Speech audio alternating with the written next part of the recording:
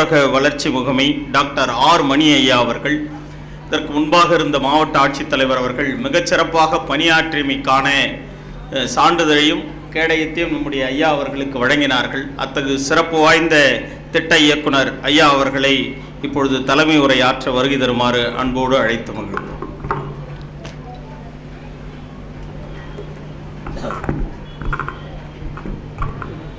இங்கு சிறப்பாக நடைபெற்று கொண்டிருக்கக்கூடிய புத்தக திருவிழாவில், அதுவும் அருணை மாநகரில் சிறப்பாக நடைபெற்று கொண்டிருக்கக்கூடிய திருவிழாவிற்கு வருகை தந்திருக்கக்கூடிய வாசிப்பும் வாழ்க்கையும் அப்படி பேச வந்துள்ள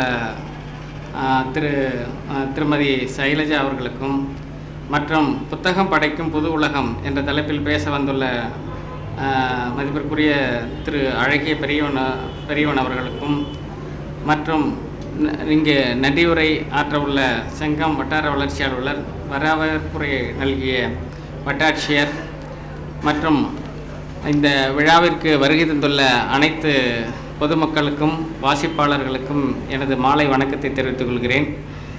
புத்தக திருவிழாவில் நாம் எந்த அளவுக்கு புத்தகத்தை வாங்கி படிக்கிறோமோ இதை ஒரு வாய்ப்பாக பயன்படுத்தி படிக்க நம்மளுடைய வாழ்க்கை மிக பெரிய அளவில் மாற்றம் பெறும்.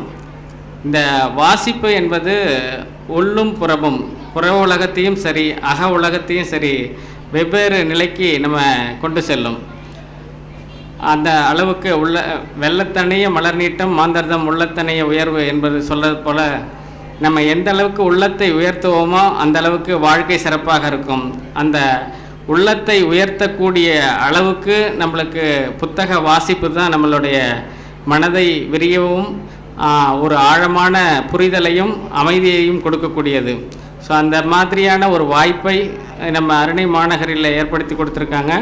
ஸோ இந்த இதை மிகவும் பயன்படுத்தி கொண்டு பேச்சாளர்களுடைய பேச்சையும் கேட்டு அதற்கேற்ற மாதிரி நம்மளுடைய வாழ்க்கையை சிறப்புற்று வாழ எல்லாம் வல்ல இறைநிலையை வேண்டி விடைபெறுகிறேன். நன்றி, வணக்கம்.